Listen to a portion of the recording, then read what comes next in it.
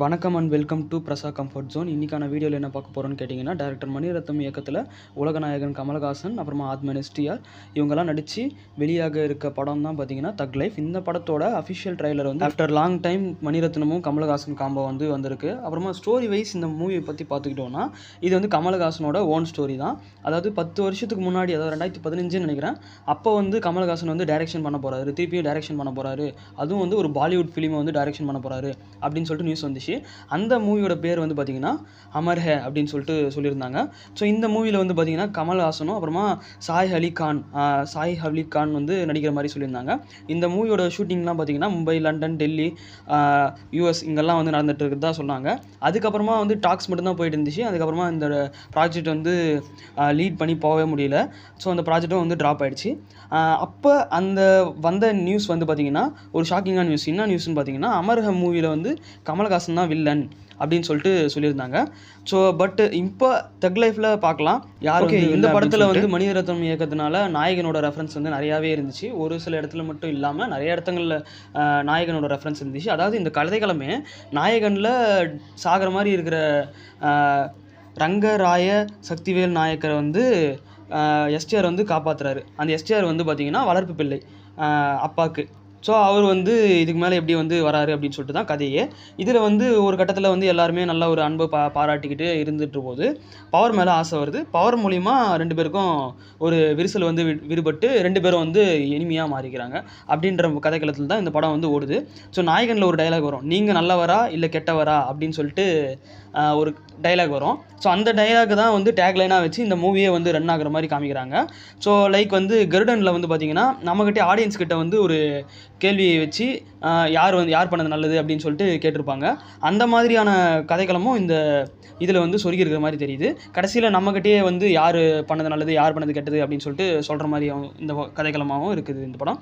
So இந்த படத்தில் வந்து பார்த்திங்கன்னா ரங்கராய சக்திவேல் நாயக்கரை தொடர்ந்து 3 பேருக்கு வந்து அவர் மேலே அந்த பதவி மேலே ஆசை இருக்குது, அந்த பவர் மேலே ஆசை இருக்குது அப்படின்னு சொல்லிட்டு காமிக்கிறாங்க. ஒன்று வந்து நாசர், இன்னொன்று வந்து பார்த்திங்கன்னா ஜோஜு ஜார்ஜ், அதுக்கப்புறமா இன்னொன்று வந்து பார்த்திங்கன்னா ஆத்மன் எஸ்டிஆர்.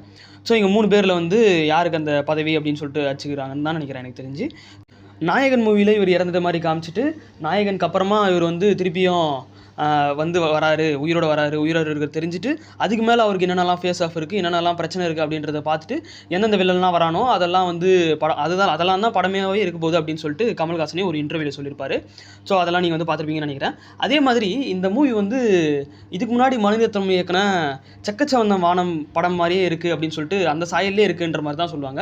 ஏன்னா இப்போ செக்கச்சவந்தம் வானம்னு பார்த்தீங்கன்னா அதில் வந்து அவங்க அப்பா வந்து ஒரு கேங்ஸ்டராக இருப்பார், எல்லாரையும் வந்து ஆட்டி பறிச்சிட்டு இருப்பார். அவருக்கு அப்புறமா யார் அந்த பதவிக்கு வராங்க அப்படின்னு சொல்லிட்டு தான் அந்த கதைகளுமே ஓடும். ஸோ அதில் வந்து பார்த்திங்கன்னா 3 பேருமே கடைசியில் ஃபேஸ் ஆஃப் பண்ணுவாங்க, ஒருத்தராக வந்து சண்டை போட்டுப்பாங்க. ஸோ அந்த வகையில் பார்த்திங்கன்னா கடைசியாக விஜய் சேதுபதி மட்டும் அதில் மிச்சமாக இருந்து மித்த எல்லாருமே செத்துருவாங்க. ஸோ அந்த மாதிரி கதைக்களமாகவும் இது கொண்டு வரதுக்கு சான்சஸ் இருக்குது.